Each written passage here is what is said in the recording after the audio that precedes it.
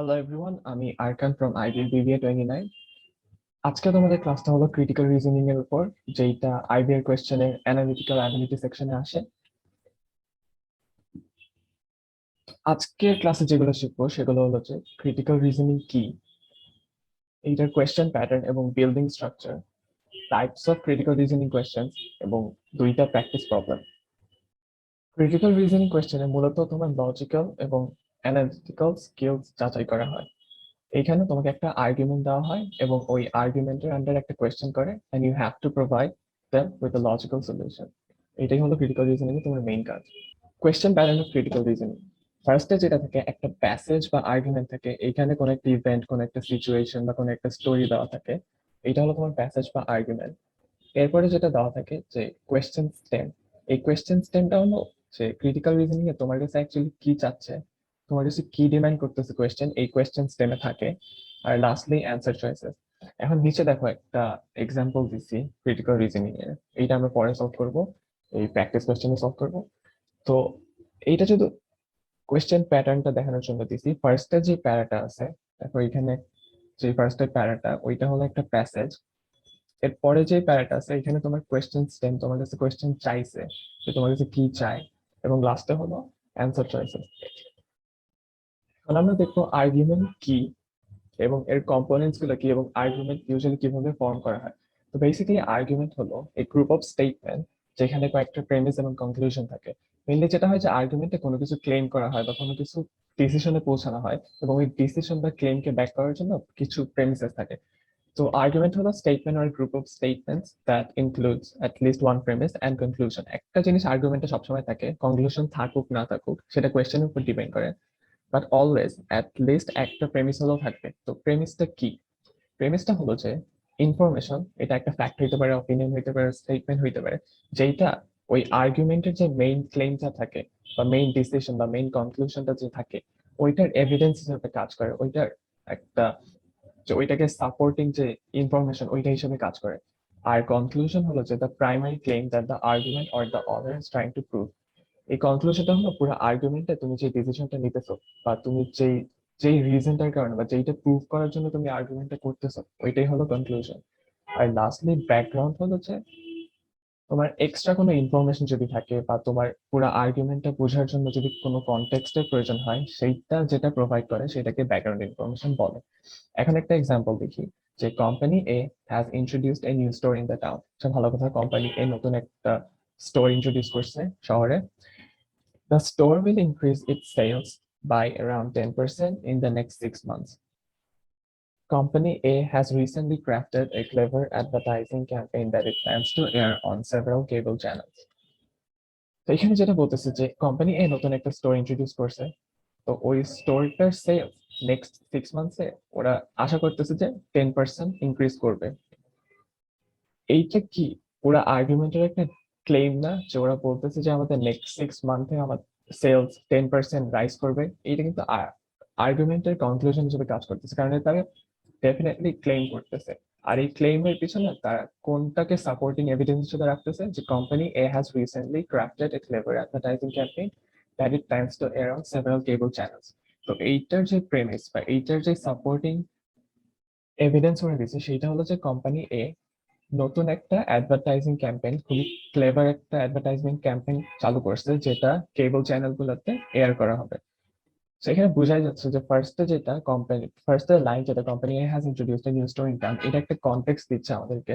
এর পরের লাইনটা ডিরেক্টলি একটা ক্লেম বোঝাচ্ছে যে তাদের সেলস নেক্সট 6 মান্থসে 10% রাইজ করবে, সো এটা একটা কনক্লুশন। এন্ড লাস্টলি সেই কনক্লুশনকে সাপোর্ট করার জন্য একটা ইনফরমেশন দিছে, সেটা হলো ওই আর্গুমেন্টের প্রেমিস।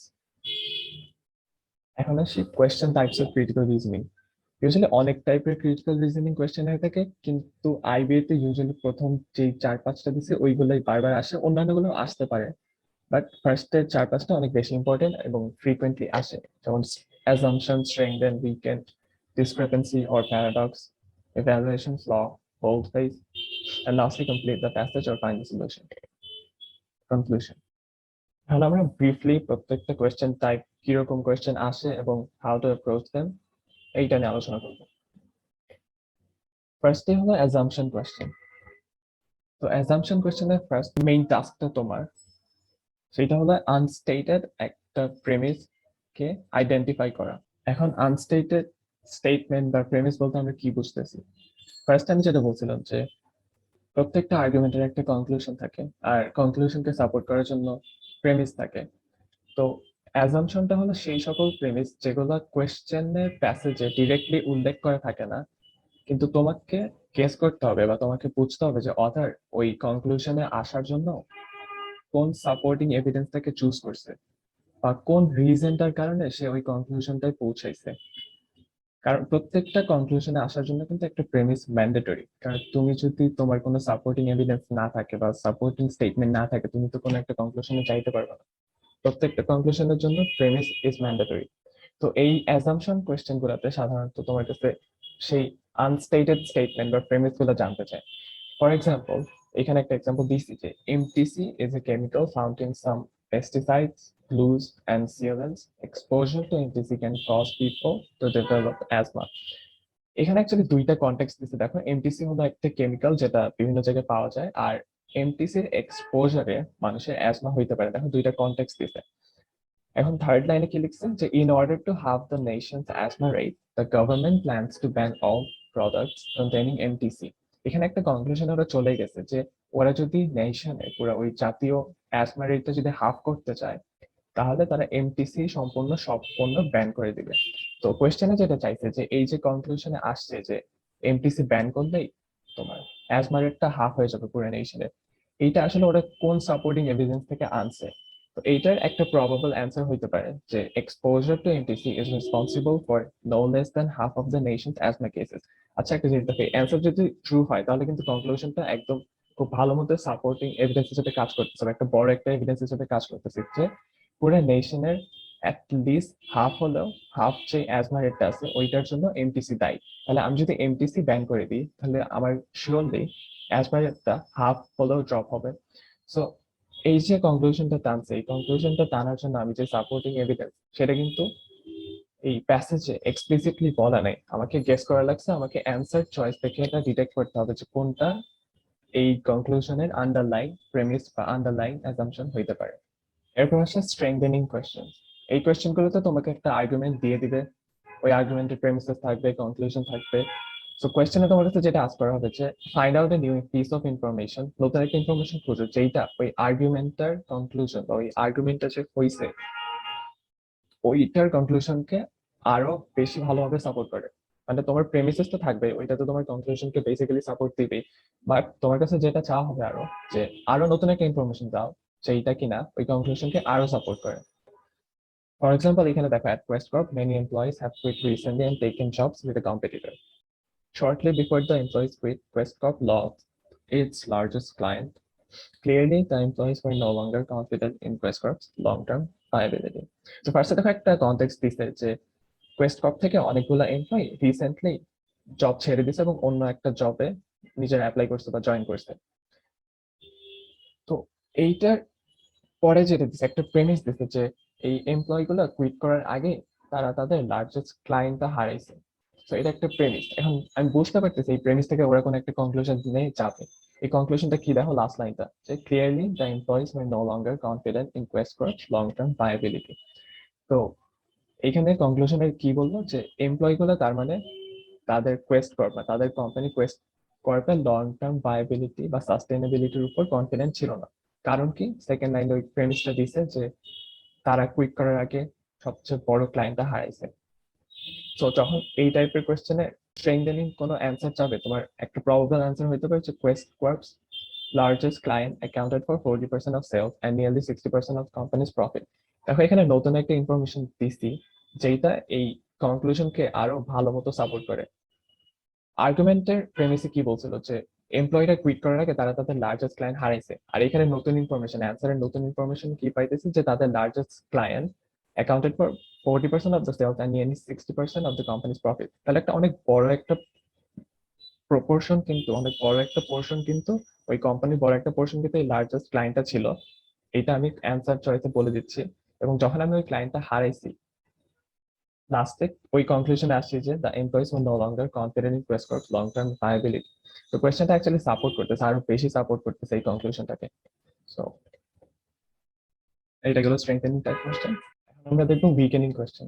উইকেনিং কোয়েশ্চেনটা similar to the strengthening question, খালি পার্থক্যটা হলো যে ওইখানে তোমার কনক্লুশনটাকে সাপোর্ট করার জন্য একটা নতুন ইনফরমেশন অ্যাড করা হয়, এইখানে উল্টাটা, যে নতুন একটা ইনফরমেশন অ্যাড করা হবে কিন্তু ওইটা ওই কনক্লুশনকে আরো আন্ডারমাইন করবে বা আরো less likely to be true, বা ওই যে কনক্লুশনটা আছে ওইটা ঠিক না বা ওইটা ট্রু না এটা প্রুভ করার চেষ্টা করবে, ওইটাকে জাস্ট ডিসপ্রুভ করে দিবে। কোয়েশ্চেন গুলো যেভাবে আসে ওইটা দেখো বোল্ড করে দিয়ে দিছি। সাধারণত উইকেনিং কোয়েশ্চেন গুলোর স্টেম এরকম থাকে। এখন এক্সাম্পল তো দেখি যে the more frequently employees take time to exercise during working hours each week the fewer sick days they take. তো এমপ্লয়িরা যত রেগুলারলি এক্সারসাইজ করে তারা তত কম সিক ডেজ নেয়। Even employees who exercise only once a week during working hours take less sick time than those who do not exercise. তো যারা একদমই এক্সারসাইজ করে না আর যারা অ্যাটলিস্ট একদিন হলেও এক্সারসাইজ করে তাদের মধ্যে কিন্তু এই ডিফারেন্সটা আছে যে তারা সিক ডেজ কম দিচ্ছে যারা একদিন হলেও এক্সারসাইজ করতেছে। তো এই দুইটা কিছুটা প্রেমিসের মতো কাজ করতেছে। এখন কনক্লুশনে আসবে, ওরা একটা কনক্লুশন বা একটা ক্লেম করবে বা একটা ডিসিশন আসবে। এই ডিসিশনটা কি দেখো, therefore if companies started fitness program the absentee rate in those companies would decrease significantly। তো ওরা কি মনে করতেছে যে আমরা যদি এখন নতুন একটা ফিটনেস প্রোগ্রাম চালু করি তাহলে যারা অ্যাবসেন্ট হয় রেগুলারলি বা অ্যাবসেন্টি রেটটা যে আছে এইটা আমরা কমাই ফেলতে পারবো। তো এই আর্গুমেন্টটাকে আন্ডারমাইন করে কোনটা বা এই আর্গুমেন্টটাকে উইকেন করে কোনটা? একটা প্রবাবল আনসার হতে পারে যে employees who are frequently absent are least likely to cooperate or join এই ফিটনেস প্রোগ্রাম।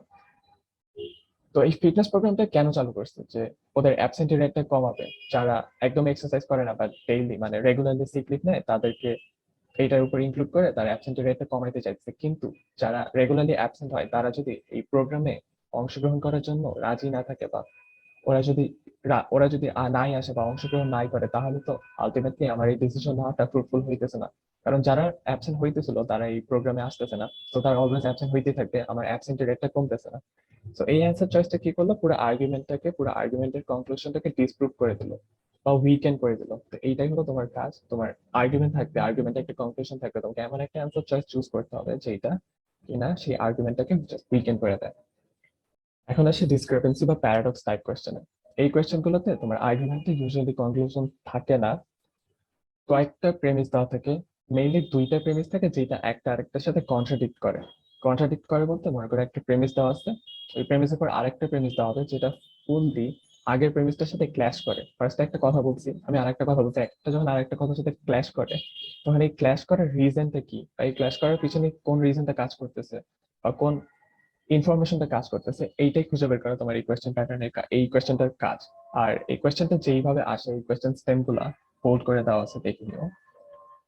তো একটা এক্সাম্পল দেখি যে the number of CNG in Dhaka is decreasing, on the other hand accidents caused by CNG is on the rise। সেটা এখন দুইটা কিছুটা contradictory না? ফার্স্টে বলছে যে সিএনজি এর নাম্বার কমে যাইতেছে মানে সিএনজি সংখ্যা কমে যাচ্ছে, আবার পরের লাইনে বলতেছে যে সিএনজি দিয়ে যে অ্যাক্সিডেন্ট গুলো হয় ওইগুলো বাড়তেছে। তাহলে which of the following most helps to resolve the discrepancy above? তো উপরে যে প্যারাডক্সটা তৈরি হয়েছে বা যে কন্ট্রাডিক্টরি প্রেমিসটা তৈরি হয়েছে এইটা সলভ করা যায় কি করে? দেখো একটা প্রবাবল অ্যান্সার হইতে পারে যে due to decreasing popularity, professional CNG drivers are leaving their jobs and unskilled drivers are filling up the vacancies। তো এই কারণটা এখন আমরা বুঝতে পারতেছি যে দুইটা কন্ট্রাডিক্টরি ইনফরমেশন হলো, এটার পিছনে আসলে একটা কারণ কাজ করছে যে সিএনজির পপুলারিটি কমে যাওয়ায় যে প্রফেশনাল ড্রাইভার গুলো ছিল তারা তাদের জবগুলো ছেড়ে দিচ্ছে, অন্য কেউ ইন্টারেস্টেড না। তো কি হচ্ছে, যে জবের জায়গাগুলো ফাঁকা ছিল ওই জবের জায়গায় আনস্কিল মানুষজন বা যারা প্রফেশনাল না তারা ঢুকে পড়তেছে। এখন যারা প্রফেশনাল না তারা ঢুকে পড়ে অ্যাক্সিডেন্ট রেটটা বেড়ে যাচ্ছে। হয়তো সিএনজি সংখ্যা কমে যাচ্ছে কিন্তু যেহেতু এই আনপ্রফেশনাল ড্রাইভারের সংখ্যা সিগনিফিকেন্টলি বেড়ে যাচ্ছে, সো সিএনজি ঘটিত যে অ্যাক্সিডেন্ট গুলো ওইগুলো বেড়ে যাচ্ছে। এখন দেখো দুইটা দুইটা যে কন্ট্রাডিক্টরি প্রেমিস ছিল ওইটা একটু হলেও মেক সেন্স। আসলে ইভ্যালুয়েট টাইপ কোয়েশ্চেন গুলোতে এইখানে তোমার একটা আর্গুমেন্ট থাকবে, এরপর কোয়েশ্চেনে তোমার কাছে কয়েকটা অপশন দেওয়া থাকবে, হ্যাঁ ওই অপশন গুলোর মধ্যে তোমাকে সিলেক্ট করতে হবে যে কোন অপশনটা এই আর্গুমেন্টের কনক্লুশনকে এফেক্ট করে বা আর্গুমেন্টটাকে অ্যাজ এ হোল ইফেক্ট করে। ইউজুয়ালি এটা একটা শর্টকাট বা এটার একটা টেকনিক আছে অ্যাপ্রোচ করে, সেটা হচ্ছে ইয়েস নো মেথড। তো এটা আমি দেখাচ্ছি কিভাবে কাজ করে। কোয়েশ্চেন যেভাবে আসে সেটা বোল্ড করে দেওয়া আছে। আর একটা এক্সাম্পল দেখি, In order to increase its profit, Milko plans to reduce costs by laying off non-essential employees. তো মিল্কো কি করতেছে প্রফিট বাড়ানোর জন্য এবং কস্ট কমানোর জন্য তাদের নন এসেনশিয়াল এমপ্লয়িজদের ছাঁটাই করে দিবে বা এরকম কোন একটা প্ল্যান করতেছে। তো কোয়েশ্চেনটা কি, what would be useful to know in order to evaluate Milko's plan. তো মিল্কো যে প্ল্যানটা করছে এখন এইটা ইভ্যালুয়েট করার জন্য কোন ইনফরমেশনটা আমার কাজে লাগবে বা কোন ইনফরমেশনটা এই কনক্লুশন বা আর্গুমেন্টকে এফেক্ট করবে। একটা প্রবাবল অ্যান্সার হতে পারে whether the revenues will be affected adversely enough to threaten Milko's profit structure. এখন দেখো মিল্কোর যে মেইন প্ল্যানটা তাদের প্রফিটটা ইনক্রিজ করা, এই প্রফিট স্ট্রাকচারটা সাথে রেভিনিউ কিভাবে কানেক্টেড এটাই কোয়েশ্চেন, এটাই অ্যান্সার চয়েসে দেখাইছে। রেভিনিউ কিন্তু প্রফিটের সাথে ক্লোজলি রিলেটেড। সো রেভিনিউ যদি অ্যাডভার্সলি বা খারাপভাবে এফেক্টেড হয় সেটা প্রফিটের উপর এফেক্ট ফেলবে, আবার যদি নর্মাল অবস্থায় থাকে বা ওটার ইনক্রিজ হয় সেটাও প্রফিটের উপর একটা পজিটিভ ইফেক্ট ফেলে। তো কোয়েশ্চেনে যেটা বলছে যে whether revenues will be affected adversely. তো revenues এখানে আমি yes no মেথডটা ইউজ করি যে yes revenues will be affected adversely। তার মানে আমি কি বলতেছি যে রেভিনিউসটা খারাপ ভাবে প্রভাব ফেলবে, এই প্রফিট স্ট্রাকচারটা রেভিনিউর উপর একটা খারাপ প্রভাব ফেলবে। তো আমি যখন এটা বলতেছি তখন অ্যাকচুয়ালি পুরা যে আর্গুমেন্ট এটা কিন্তু আমি উইকেন্ড করে দিচ্ছি, কারণ রেভিনিউ যদি অ্যাডভার্সলি এফেক্টেড হয়, খারাপ ভাবে এফেক্টেড হয়, তাদের প্রফিট কিন্তু আসলে হবে না, তাদের প্রফিটটা উল্টা কমে যাবে। তো তাদের যে কনক্লুশন যে তাদের প্রফিট বাড়ানোর জন্য এই এমপ্লয়িজদের ছাঁটাই করবে, এইটা কিন্তু ফুলফিল হবে না। এখন আমি ইয়েস নো মেথড নো মেথডে চাইছি weather revenues will be affected adversely. আমি যদি এটা অ্যান্সার নো বলি যে না তাদের রেভিনিউস অ্যাডভার্সলি এফেক্টেড হবে না, তাহলে আমি বলবো যে অ্যাকচুয়ালি এই আর্গুমেন্টটাকে আমি স্ট্রেংথেন করতেছি। কেন? যে রেভিনিউসটা খারাপভাবে এফেক্টেড হচ্ছে না, এটা যেভাবে আছে ওইভাবেই থাকবে। তো যখন আমি আমার এমপ্লয়িজ ছাঁটাই করে দিব ওইটা প্রফিট স্ট্রাকচারটা আসলে বাড়াই দিবে, কারণ রেভিনিউ তো খারাপভাবে এফেক্টেড হচ্ছে না। তো এভ্যালুয়েটের কোয়েশ্চেনগুলোর মেইন কাজ এটাই যে তোমার অ্যান্সার চয়েসটা চুজ করতে হবে এবং চুজ করে দেখতে হবে যে ওই অ্যান্সার চয়েসটা তোমার কনক্লুশন এবং আর্গুমেন্টকে এফেক্ট করতে পারতেছে না কিনা। ওটা যদি হয়, ওটা যদি ইয়েস হয় তাহলে এফেক্ট করতেছে কিনা, আবার ওটা যদি নো হয় তাহলে ওইটা অন্যভাবে এফেক্ট করতেছে কিনা। তো টোটাল দুইটা ওয়েতে যদি এফেক্ট করে ইয়েস নো মেথডে তাহলে বুঝবা যে ওইটা আসলে রাইট অ্যান্সার। এখানে আমি তিন টাইপ অফ কোয়েশ্চেন একসাথে দিয়ে দিছি, এটা ইউজুয়ালি ফ্রিকোয়েন্টলি আসে না, কিন্তু যদি আসে তাহলে কিভাবে অ্যান্সার করতে হবে এটা বলে দিই। ফার্স্টটা হলো যে complete the argument. আচ্ছা এখানে একটা ছোট টাইপ হয়েছে, এখানে হবে find out the appropriate conclusion of the argument based on the context and given premises। তো এখানে তোমার মেইন কাজটা হবে যে আর্গুমেন্টে তোমার একটা প্রেমিস কনটেক্সট সবকিছু দেওয়া থাকবে, কিন্তু ওই আর্গুমেন্টটা ওরা শেষ করবে না, ওরা একটা ব্ল্যাঙ্ক দিয়ে রাখবে, ইউজুয়ালি একটা কনক্লুশন থাকে। তো তোমাকে ওই প্রেমিস এবং কনটেক্সটের উপর বেস করে অ্যান্সার চয়েস থেকে অ্যাপ্রোপ্রিয়েট যেই কনক্লুশন বা অ্যাপ্রোপ্রিয়েট যেই অ্যান্সারটা বা যেটা অ্যাকচুয়ালি ফিলিংটা গ্যাপে ফিট হয় ওইটা চুজ করতে হবে। আর কোয়েশ্চেনটা সাধারণত ওই বোল্ড ফেসে বোল্ড করে আছে যেরকম ওইরকম ভাবে আসে। এরপর হলো বোল্ড ফেস্ট আর্গুমেন্ট। তো এইখানে তোমার আর্গুমেন্ট দেওয়া থাকে এবং আর্গুমেন্টের দুইটা বা একটা লাইন বোল্ড করে দেওয়া থাকে। এরপর যেটা আস করে যে ওই যে বোল্ড করা লাইনটা আছে ওইটার রোল এই আর্গুমেন্টে কি। সাধারণত এই টাইপের কোয়েশ্চেন গুলোর অ্যান্সার ওই ফার্স্টে যেই স্লাইডটা দেখাইছিলাম যে কনক্লুশন বা প্রেমিস বা ব্যাকগ্রাউন্ড ইনফরমেশন কিভাবে কাজ করে ওইটা কাজে লাগে। তো তোমাকে একটা আর্গুমেন্ট দিবে, ওইখানে লাইন বোল্ড করে দিবে, এখন ওই বোল্ড লাইনটা ওই আর্গুমেন্টটা কি টাইপের রোল প্লে করতেছে ওইটা জাস্ট তোমাকে অ্যান্সার বসে দিতে হবে। এরপরে আসা হলো যে ফ্ল। এই টাইপের কোয়েশ্চেনে তোমার আর্গুমেন্টটা একটা ভুল বা একটা ইললজিক্যাল রিজনিং ওরা দেখায়, যে হয়তো কোনো একটা প্রেমিস থেকে ভুলভাবে ওরা একটা কনক্লুশনে পৌঁছায়। তো তোমাকে ওরা যে ভুলটা করছে বা ওরা যে লজিক্যাল রিজনিংটা দিছে, ওরা যে ভুল অ্যাজাম্পশনটা নিছে ওইটা বের করতে হবে। তো তোমার মেইন কাজ হলো একটা আর্গুমেন্ট পড়া, ওই পড়ে ফার্স্ট ওই ফ্লটা বোঝার চেষ্টা করা, এরপর অ্যান্সার চয়েস থেকে বের করা যে কোন অ্যান্সার চয়েসটা অ্যাকচুয়ালি প্রুভস যে এই যে প্রেমিস আর কনক্লুশন টানা হয়েছে বা এখানে যে কনক্লুশনটা টানা হয়েছে আর্গুমেন্টটা আসলে ফ্লড, এইটা বের করা হলো তোমার কাজ। আর একটা যে টাইপের কোয়েশ্চেন বলা হয়নি সেটা হলো যে একসেপ্ট কোয়েশ্চেন। তো একসেপ্ট কোয়েশ্চেনে তোমার কাছে যেটা চাওয়া হয় যে instead of finding one answer you have to find four answer।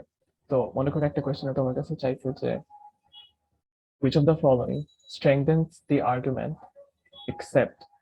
তো এক্সেপ্টে কি বোঝাচ্ছে যে এই আর্গুমেন্ট গুলোর মধ্যে কোনগুলা তোমার কোনটা মানে সবগুলাই হয় স্ট্রেংথেন করে এক্সেপ্ট ফর ওয়ান, মানে তোমাকে ওই একটা খুঁজে বের করতে হবে। তো এই একটা খুঁজে বের করা হচ্ছে আসলে চারটা অ্যান্সার যেটা স্ট্রেংথেন করে ওইটা বের করা জরুরি। তো তুমি যখন বের করতে পারবে যে কোন চারটা ওই আর্গুমেন্টকে স্ট্রেংথেন করে ওই চারটা তুমি ক্রস আউট করে দেবে এবং যে একটা বাকি থাকবে সেই একটা হবে তোমার অ্যান্সার। তো এইভাবে এক্সেপ্ট কোশ্চেন গুলো অ্যান্সার করতে হয়। তো শুধু এটা স্ট্রেংথ দেন, এটা যে কোনো টাইপের কোশ্চেন আসতে পারে এবং লাস্টে জাস্ট এক্সেপ্ট বসাই দিবে। অনেক সময় এটা মনে ভুলে দেখবে যে এক্সেপ্টটা খেয়াল না করলে তুমি যে স্ট্রেংথ দেন অ্যান্সার ওইটা দিয়ে আসছো, বাট তখন ভুল হয়ে যাবে। এক্সেপ্ট কোশ্চেন মানে হলো যে 4টা স্ট্রেংথ দেন করবে এবং একটা স্ট্রেংথ দেন করবে না, বা 4টা উইকেন্ড করবে একটা উইকেন্ড করবে না, ওই একটা অ্যান্সার খুঁজে বের করো। 2টা প্র্যাকটিস কোশ্চেন সলভ করবো এবং কিভাবে সলভ করতে হবে দেখাবো। আমি মেইনলি যেটা করতাম সেটা হচ্ছে সিস্টেমটা পড়তাম, সরি প্রথমে প্যাসেজটা পড়তাম, তারপর স্টেমটা খুবই কেয়ারফুলি পড়তাম যেখানে অ্যাকচুয়ালি কি চাইছে। এরপর 5টা অ্যান্সার চয়েস দেখতাম এবং যেই 4টা ভুল ওই 4টা এলিমিনেট করে লাস্টে নিজের কারেক্ট অ্যান্সারে পৌঁছাতাম। এখন এইটা হয়তো একটু লেন্দি প্রসেস মনে হতে পারে, কিন্তু অ্যাকিউরেসি বাড়ানোর জন্য এটা অনেক বেশি ইম্পর্টেন্ট। কারণ তুমি দেখো, তুমি ডিরেক্টলি একটা অ্যান্সার চুজ করলা, ওইটা ঠিক হওয়ার যে প্রবাবিলিটি, তুমি 4টা ভুল অ্যান্সার শিওরলি ক্রস আউট করে লাস্টে তোমার ঠিক অ্যান্সারে পৌঁছালা, এটা প্রবাবিলিটি, এটা ঠিক হওয়ার প্রবাবিলিটি কিন্তু অনেক বেশি। তো একটু লেন্দি হলেও try to use this method, এটাকে অ্যাকচুয়ালি এলিমিনেশন মেথড বলে। তো এখন এই কোয়েশ্চেনটা প্র্যাকটিস করি যে the national infrastructure for airport runway and air traffic control requires immediate expansion to accommodate the increase in the private and small planes.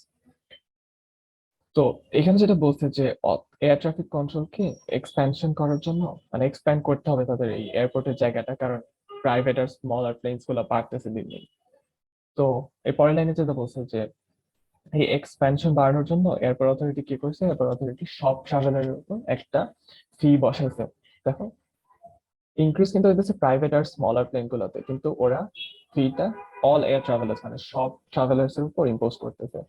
তো last লাইনে কনক্লুশনটা দিছে যে however this fee would be unfair as it would impose cost on all travelers to benefit only the few who utilize the new private plane. তো লাস্টে এটাই বলছে যে এটা কিছুটা, এই ফিটা কিছুটা আনফেয়ার হয়ে যায়, কারণ সব ট্রাভেলারের উপর আমি ফি ইম্পোজ করতেছি, ওয়ারাস এই সুবিধাটা খালি যারা স্মল প্লেনস বা যাদের প্রাইভেট প্লেনস আছে তারা পাবে। তো কোয়েশ্চেনে কি চাইছে দেখো, কোয়েশ্চেন স্টেমটা যে which of the following if true would cast the most doubt on the claim that proposed fee would be unfair. এইখানে মোস্ট ডাউট অন বলতে অ্যাকচুয়ালি উইকেনিং কোয়েশ্চেন বুঝাইছে। আমি উইকেনিং কোয়েশ্চেনে কয়েকটা বোল্ড করে দিচ্ছি, এখানে এটা থাকার কথা। তো এই স্টেমটাই তোমার কাছে উইকেনিং চাইছে, মানে তোমাকে প্রুভ করতে হবে কোন একটা অ্যান্সার চয়েসে যে এই যে ফিটা সবার উপর ইম্পোজ করা হয়েছে এটা অ্যাকচুয়ালি আনফেয়ার না, কারণ তোমাকে উইকেন্ড করতে হবে।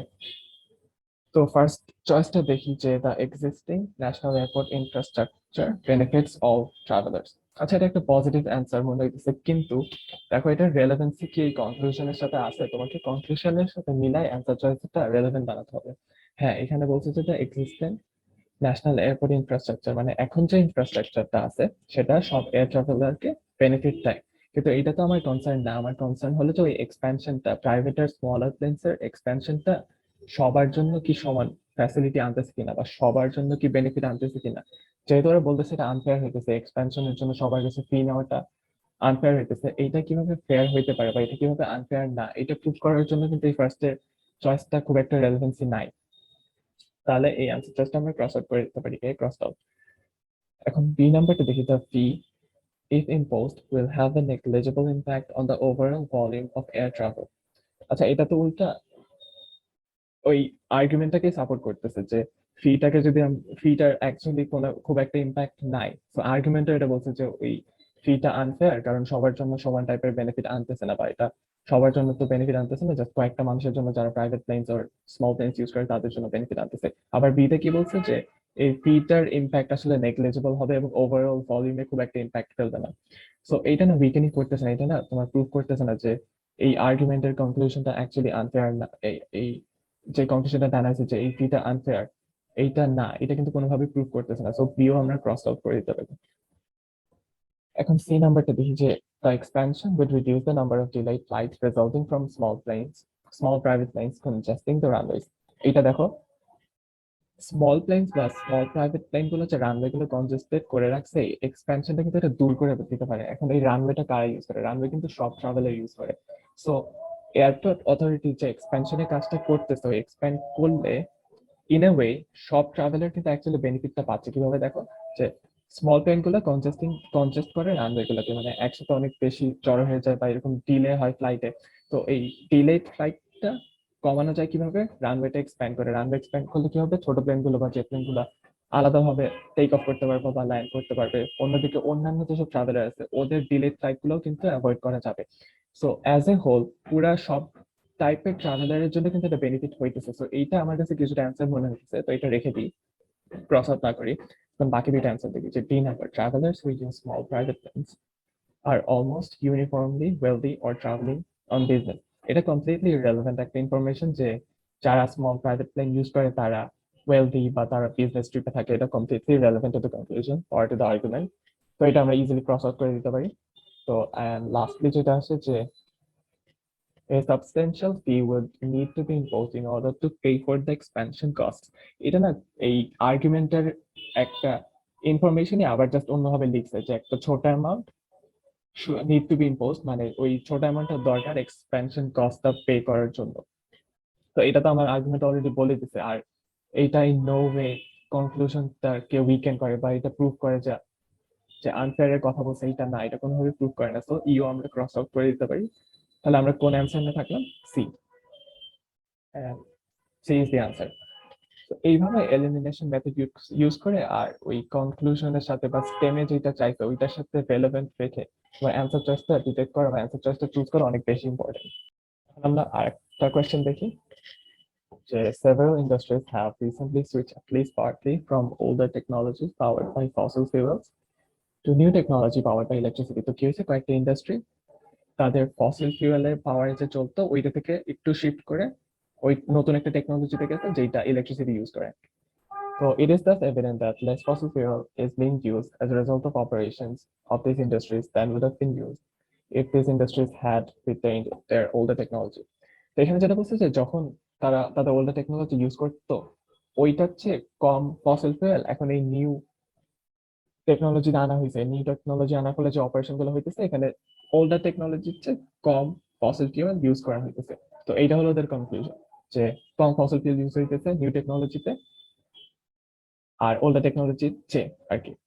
তো কোয়েশ্চেন স্টেমে যেতে চাইছে which of the following is true most strengthen the argument above. So তোমাকে এখানে প্রুভ করতে হবে, এমন এক অ্যান্সার চয়েসে নতুন একটা ইনফরমেশন এনে এটা প্রুভ করতে হবে যে আসলে নিউ টেকনোলজির অপারেশনস গুলো কম ফসিল ফিউল ইউজ করে দেন দ্য ওল্ডার টেকনোলজি। তো এইখানে অ্যান্সার চয়েস গুলো দেখি। এ নাম্বারে যেটা বলছে many of the industries that have switched to at least partly to a new technology to new technologies have increase their output. আচ্ছা, আউটপুট বৃদ্ধি করছে, এটা একটা পজিটিভ অ্যান্সার চয়েস, কিন্তু আউটপুটের সাথে কি আমার কনক্লুশনে কোনো রেলেভেন্সি আছে? আমার কনক্লুশনে কি বলছে যে ফসিল ফিউল ইউজটা কমে যাচ্ছে। এখানে কিন্তু আউটপুটটা কিছু বলা হয়নি যে আউটপুট বেশি হইতেছে না কম হইতেছে, রেভিনিউ বেশি আসতেছে না কম হইতেছে, এগুলো কিন্তু কিছু চাই নাই। ওর কাছে কি চাইছে যে লেস ফসিল ফিউল ইউজ হইতেছে কিনা। তো এইটা তোমার কনসার্ন, যেহেতু এইটা এ নাম্বারে কোনো রেলেভেন্সি নাই কনক্লুশনের সাথে আর এটা কোনোভাবে এই আর্গুমেন্টটাকে স্ট্রেংথেন করতেছে না, তো এটা আমরা এলিমিনেট করে দিতে পারি। এখন দেখি B number, so less fossil fuel was used to manufacture the machinery employed in the new technology than was originally used to manufacture the machinery employed in the older technology. আচ্ছা, B নাম্বারটা যেহেতু fossil fuel নিয়ে কথা বলছে বা less fossil fuel নিয়ে কথা বলছে, এটা আমরা রেখে দিই। সি নাম্বারটা দেখি, more electricity is used by those industries that have switched at least partly to the new technology than by those industries that have not switched. তো এখানে যেটা বলছে যে যেই সব ইন্ডাস্ট্রি নতুন টেকনোলজিতে সুইচ করছে তারা ইলেকট্রিসিটি বেশি ইউজ করতেছে মোর দেন যারা সুইচ করেনি তাদের চেয়ে। আচ্ছা, এখানে তো ইলেকট্রিসিটি নিয়ে কথা বলছে, আমি কি ইলেকট্রিসিটি নিয়ে কথা বলতেছিলাম আমার আর্গুমেন্টে? আমি তো মেইনলি ফসিল ফুয়েলের ইউসেজ নিয়ে কনসার্ন ছিলাম, কিন্তু সি নাম্বারে কিন্তু শুধু ইলেকট্রিসিটি নিয়ে কথা বলতেছে, যেটা সাথে ওই কনক্লুশনের যে লেস ফসিল ফুয়েল ইউজ হইতেছে কিনা নিউ টেকনোলজিতে ওইটার কোনো রেলেভেন্সি নাই। তো আমরা সিও ক্রস আউট করে দিতে পারি। ডি নাম্বারে আসি, some of the industries that have switched at least partly to new technologies still use primarily technologies that are powered by fossil fuel. আচ্ছা, এখানে বলছে যে যারা নতুন টেকনোলজিতে আসছে তারা এখনো কিছু টেকনোলজি ইউজ করে যেগুলো ফসিল ফিউল ইউজ করে। আচ্ছা, তারা করতেই পারে, এটা তো আমার কনসার্ন না। আমার কনসার্ন কি বলা হয়েছিল যে তারা কতটুকু ফসিল ফিউল ইউজ করতেছে, তাদের usage of fossil fuel older টেকনোলজির চেয়ে কম কিনা এইটাকে আমার স্ট্রেংথেন করতে বলা হয়েছে। এইটা না যে তারা ফসিল ফিউল ইউজ করতেছে কি করতেছে না, এইটাকে কিন্তু স্ট্রেংথেন বা উইকেন করতে বলা হয় নাই। সো এটাও পার্টলি রেলেভেন্ট, কারণ এখানে জাস্ট বলছে যে আচ্ছা ওরা আগেকার টেকনোলজি কিছু জিনিস ইউজ করে যেটাতে ফসিল ফিউল ইউজ করা হয়। এখানে ফসিল ফিউল কতটুকু ইউজ করা হয় বা বেশি ইউজ করা হয় কি কম ইউজ করা হয় এগুলো নিয়ে কিন্তু কোনো কথা বলা হয়নি। সো ডি নাম্বার আমি ক্রস আউট করে দিতে পারি এইভাবে। এখন লাস্ট অ্যান্সার চয়েসটা দেখি যে the amount of fossil fuel used to generate the electricity needed to power the new technologies is less than amount that would have been used to power the older technologies. এইটা অ্যান্সারের মতো লাগতেছে, দেখো যে নতুন টেকনোলজির কাজের জন্য যে ইলেকট্রিসিটি আছে ওইটা জেনারেট করতে যেই পরিমাণ ফসিল ফিউয়েল লাগে ওইটা ওল্ডার টেকনোলজিতে যেই পরিমাণ লাগতো ওইটা হচ্ছে কম। দেখো এইটা কিন্তু অ্যান্সারের মতো মনে হচ্ছে। এখন আমরা বি আর ই এর মধ্যে একটু কনফিউজ আছি। বি নাম্বারটা আমি আরেকবার পড়ি যে less fossil fuel was used to manufacture the machinery employed in the new technologies. আচ্ছা দেখো এখানে আমরা ছোট একটা ওয়ার্ড মিস করে গেছি যে ম্যানুফ্যাকচার। নিউ টেকনোলজি ম্যানুফ্যাকচার করতে লেস ফসিল ফিউল লাগে, এখানে কিন্তু বলেন। আর আর্গুমেন্টে দেখো কি বলছে যে operations এর সময় as a result of the operations less fossil fuel is being used as a result of the operations of this industry. So তোমার কাছে কিন্তু এখানে টেকনোলজি ম্যানুফ্যাকচারিং এর সময় কি পরিমাণ ফসিল ফিউল ইউজ করছে এটা জানতে চাইনি। ওই নিউ টেকনোলজিটা যখন ইমপ্লিমেন্ট করা হয় ওই ইমপ্লিমেন্টেশনের সময় যে পরিমাণ ফসিল ফিউল খরচ হইতেছে ওইটা কি কম কিনা ওইটা নিয়ে এখানে আর্গুমেন্টটা বলাইছে। সো বি নাম্বারটা আপাত দৃষ্টিতে ঠিক মনে হলো, এটা কিন্তু ম্যানুফ্যাকচারিং এর ফসিল ফিউল ইউসেজ নিয়ে কথা বলতেছে। সো এইটাও আমরা এলিমিনেট করে দিতে পারি। তাহলে আমরা কোন অ্যান্সার চয়েসটা থাকলাম? ই নাম্বারটা, যে দি amount of fossil fuel used to generate the electricity needed to power the new technology. এই যে নতুন টেকনোলজি পাওয়ার করতে যে ইলেকট্রিসিটি লাগে ওই ইলেকট্রিসিটি জেনারেট করতে যে ফসিল ফিউল লাগে ওইটা is less than amount that would have been used to power the older technologies. Older technology পাওয়ার দিতে যে পরিমাণ ফসিল ফিউল ইউজ করতে হইতো সেইটা হচ্ছে নিউ টেকনোলজি ইলেকট্রিসিটি জেনারেট করতে আরো কম ফসিল ফিউল লাগে। So answer is B. এখন কিছু ট্রিক্স দেখায় বা টিপস দেখায় ক্রিটিক্যাল রিজনিং এর কাজে আসবে যে do not let your own assumption or prior knowledge have any influence on choosing the answer. তুমি যখন কোনো ক্রিটিক্যাল রিজনিং অ্যান্সার করবা ওই আর্গুমেন্টে যে ইনফরমেশন দেওয়া থাকবে না ওইটাকে একদম সত্য বা ওইটাকে ইউনিভার্সাল ট্রুথ হিসেবে ধরে নিবা। তুমি হয়তো জানো যে ওই ওই নলেজ মানে ওই টপিক সম্পর্কে তোমার প্রায়র নলেজ আছে বা বাইরের নলেজ আছে, তুমি জানো হয়তো যে আর্গুমেন্ট আসলে তোমার কাছে ঠিক মনে হইতেছে না, এটা এরকম হওয়ার কথা। কিন্তু ওই আর্গুমেন্টের বাইরে যে নতুন কোনো ইনফরমেশন অ্যাড করে নিজের অ্যাজাম্পশন থেকে কখনো কোনো অ্যান্সার দিতে যাবা না। কারণ ওই কোয়েশ্চেনটা তোমাকে ওই জন্যই দেওয়া হয়েছে, ওই কোয়েশ্চেনটার মধ্যে তোমাকে লিমিটেড করে দেওয়া হয়। তো ওই কোয়েশ্চেনের ইনফরমেশনটা is the only information you have available. তো ওই অ্যাভেলেবল ইনফরমেশনের মধ্যেই তোমাকে অ্যান্সারটা করতে হবে, নিজে কোনো কিছু অ্যাজিউম করতে যাওয়া না। এরপর 2 নাম্বার যেটা হলো অ্যাভয়েড স্ট্রং ওয়ার্ডস। কিছু কিছু অ্যান্সার চয়েসে দেখবা যে একদম মোস্ট, তারপর অল, অনলি এই টাইপের ওয়ার্ডগুলো দিয়ে মানে পুরা আর্গুমেন্টটাকে একদম রেস্ট্রিক্ট করে দেয় বা পুরো অ্যান্সার চয়েসটাকে একদম লিমিটেড করে দেয়। তো এই টাইপের স্ট্রং ওয়ার্ড যেগুলো থাকে ওইগুলো ইউজুয়ালি ভুল হয়। তুমি যখন আরো প্র্যাকটিস করবে বেশি বেশি তখন বুঝতে পারবে যে এই টাইপের অ্যান্সার গুলো কেন ভুল হয়। আর লাস্টে যেটা করবে যে read the question stand very carefully. তুমি তো প্যাসেজটা পড়বে, প্যাসেজ বুঝে তোমার প্যাসেজটা পড়ে তোমার ইভেন্টটা বুঝবা বা কি হয়েছে বুঝবা, কিন্তু কোয়েশ্চেন স্ট্যান্ডটা অ্যাটলিস্ট 2 বা 3 বার পড়ে দেখবা যে অ্যাকচুয়ালি কি চাইছে। অনেক সময় কিছু ওয়ার্ড মিস যাওয়ার কারণে পুরা পুরা কোয়েশ্চেন অ্যাকচুয়ালি ঘুরে যায়। তোমার কাছে হয়তো স্ট্রেংথেন এক্সেপ্ট কোয়েশ্চেন চাইছে, তুমি শুধু স্ট্রেংথেন মনে করে ওইটা অ্যান্সার করে দিয়ে আসো, তখন কিন্তু ভুল হয়ে যাবে। এইটাই ছিল আজকের ক্রিটিক্যাল রিজনিং এর উপর class. I hope the lecture was helpful.